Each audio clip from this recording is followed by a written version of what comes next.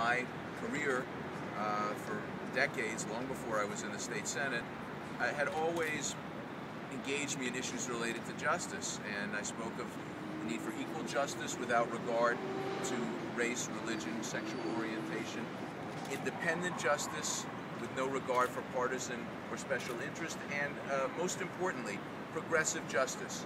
And this is where 32BJ and I have come together over and over again. My vision for the Office of Attorney General is not to preserve the status quo, just as 32BJ's vision is not to preserve the status quo in labor or in labor management relations. My vision is greater justice, greater equality, pushing the envelope to advance the cause of working men and women in this country, to get back to the American tradition that we want to always have the next generation have more opportunities, more rights, and a higher level of equality than the last. So 32BJ has led this struggle. I'm proud to have been a part of it, and I look forward to carrying on the struggle and working with you as the next Attorney General of the state of New York. Thank you very much. Muchísimas gracias. So we'll take any questions if there are any at this moment. There was a union leader that was supporting another candidate who said that because of the political climate, it may be better to have someone not from the legislature and not from New York City as the Democratic candidate for this office. I was wondering how you thought about that. Everyone is entitled to their opinion. I welcome the discussion of efforts to reform Albany, because that gives me a chance to talk about my record on those issues and what happened to me when I took on the Democratic leader of the Senate and then the Republican leader of the Senate. So I welcome that dialogue, and I wrote the ethics bill. I led the committee to expel Senator Montserrat. I actually know a lot about the efforts to clean up the state government, and I really welcome that discussion. And as far as the rest of it goes, I'll let everyone have their opinion. How do you feel about, the Andrew Cuomo investigation and the corruption in Albany? And the other thing, will you go and box Iran Montserrat?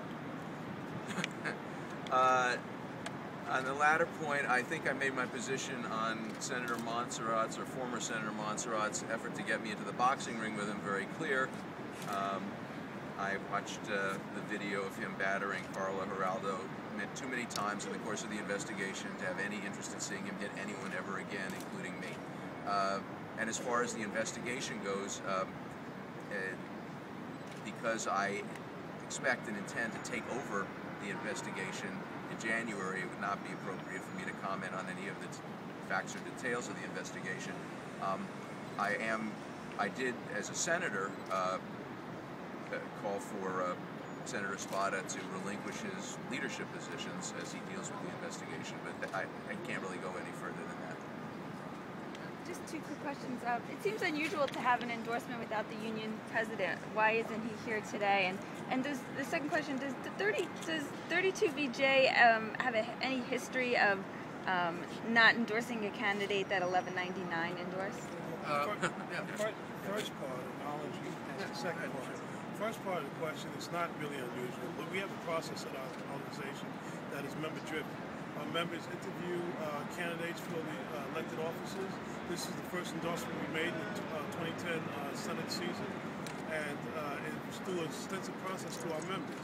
They've interviewed as many candidates who come in and ask for our endorsement. There's a survey process that we've asked them to ask and have them answered.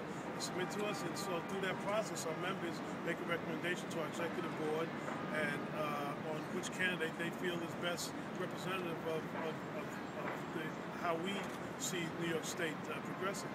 And Eric is the person that we endorsed. And I've known Eric for more than 25 years, and he's worked very closely with working families in the city.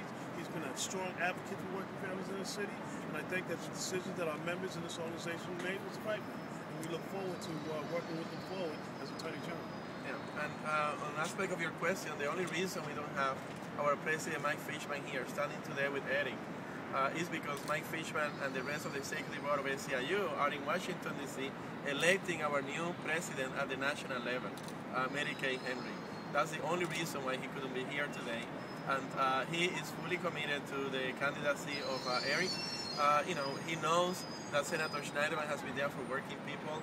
We know very well his record. We actually think that you need somebody with his qualifications and record and history in Albany and in our community to be the next Attorney General. The kind of challenges that we face are of such an order that we need somebody who will be a strong advocate for consumers, a strong advocate for working families, a strong advocate